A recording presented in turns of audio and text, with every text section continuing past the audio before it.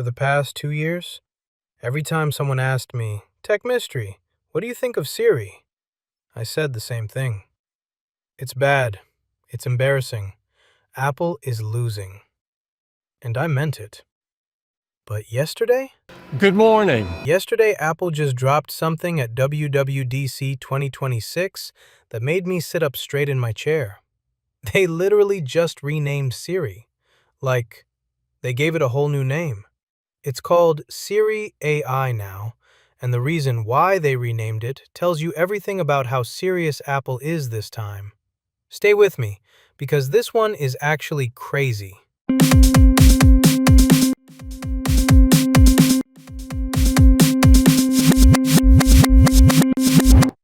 What is good, everyone? Welcome back to the channel. I'm Lewis. This is Tech Mystery. Drop a like if you're new, hit subscribe, and let's get into it, because this is literally breaking news.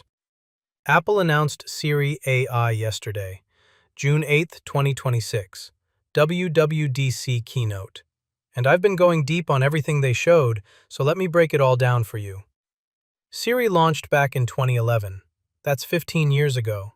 And honestly, for a long time it was impressive. But the world moved on. ChatGPT crossed 900 million weekly active users. Google's Gemini got baked into every single Android device, and Siri was still out here not understanding basic sentences. Apple actually promised a huge Siri upgrade back at WWDC 2024. They showed features, they ran TV ads, they hyped it up. And then, nothing shipped. The features got delayed, then delayed again. They quietly pulled their own ads because, and I'm not making this up, one executive reportedly said the delays made things especially ugly. So going into WWDC 2026, people were skeptical, including me. I was not holding my breath. And then they walked out on stage and said, "We're rebuilding Siri from the ground up, and we're calling it something new." Okay, so Siri AI, what actually is it? Let me break this down feature by feature. Number 1, it actually holds a conversation now. The old Siri, you said one thing, it forgot it immediately. Done. Next. Siri AI can now hold multi-turn conversations, meaning you can say, "Hey, find me a restaurant near me," and then follow up with, "Actually make it somewhere with parking."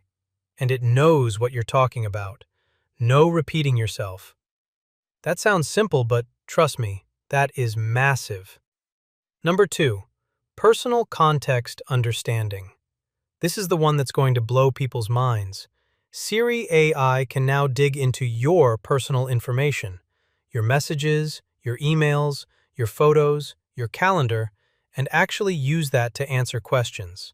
So you can say, "Hey Siri, what was that restaurant my sister recommended last month?" And it goes into your messages and finds it. That is not a demo trick. That's actually useful. Number 3, app actions. Siri can now take actions across your apps without you switching between them. You could say, "Send that article I was reading to my notes and set a reminder to finish it tonight." And it just does it. Multi-step, multiple apps, one command. This is the AI agent stuff that Google and OpenAI have been doing, and Apple is finally in the game. Number 4, on-screen awareness. Siri now understands what is literally on your screen. You're reading a review, you ask, "Can you book this?" It knows what you're looking at. You're on a web page, you ask, "Summarize this." Done. No copy-paste. No explaining yourself. Number 5, a brand new voice.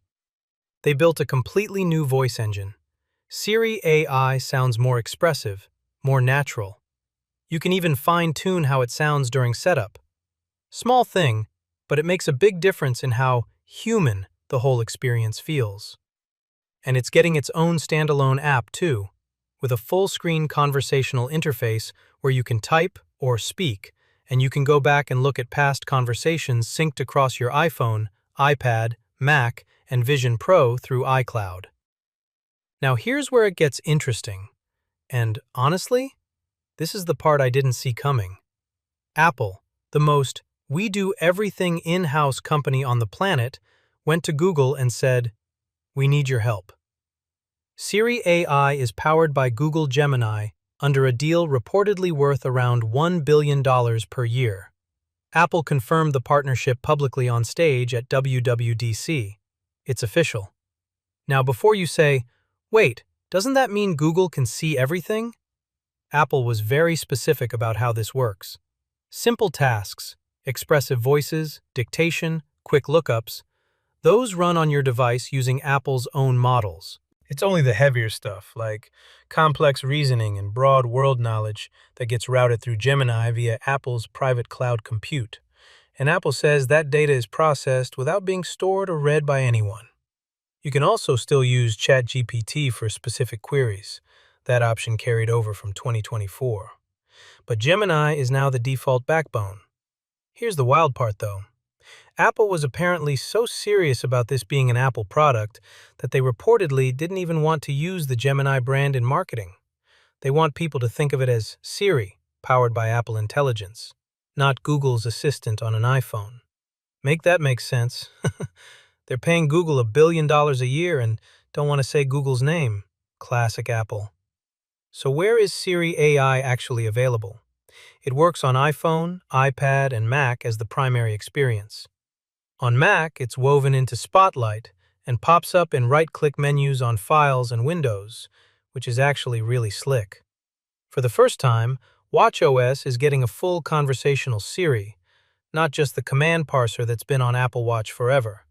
Real back and forth on your wrist. And on Vision Pro, Siri gets a 3D visualization you can literally place anywhere in your space. That's next level. There are two catches, though. At launch, it's English only. Other languages will come later. And it won't be available in the EU at launch, likely due to the Digital Markets Act regulations. So if you're watching from Europe, sorry guys, you might have to wait. The full release is coming later this year alongside iOS 27, macOS 27, and the rest of the 27 lineup. Developer betas are already out now. Public beta comes in July. Okay, real talk. Is Siri AI actually going to compete with ChatGPT and Gemini? Here's the thing. Apple was unusually direct on stage about this. They literally named ChatGPT, Claude, and Gemini as competitors. That is not something Apple does. They don't name rivals. The fact that they did tells you they know they've been embarrassed, and they're saying, "We're in the fight now." What Apple has that nobody else does is the integration advantage. ChatGPT is a great chatbot, but it doesn't know what's in your photos, your messages, your calendar the same way Siri does living inside iOS. If Apple actually delivers on what they showed, that personal context, those app actions, that's a version of AI that could be more useful day to day than anything else out there. And remember, this is also Tim Cook's final WWDC as CEO. John Turnus takes over in September. So this Siri AI reveal was Cook's last big swing. The man went out trying to prove Apple still has it. Whether Siri AI lives up to the hype, we'll find out later this year. But for the first time in a long time, I'm actually curious. So yeah, Siri AI. Powered by Google Gemini, completely rebuilt, and coming to your devices later this year. The question is Apple too late? Or is this the comeback? Drop your thoughts in the comments. I'm genuinely curious what you guys think. Are you excited for Siri AI? Or are you sticking with ChatGPT? If you're new here and you want more breakdowns like this, hot take, subscribe, hit that notification bell, you know the drill. I'm Tech Mystery, and I'll see you in the next one. Peace.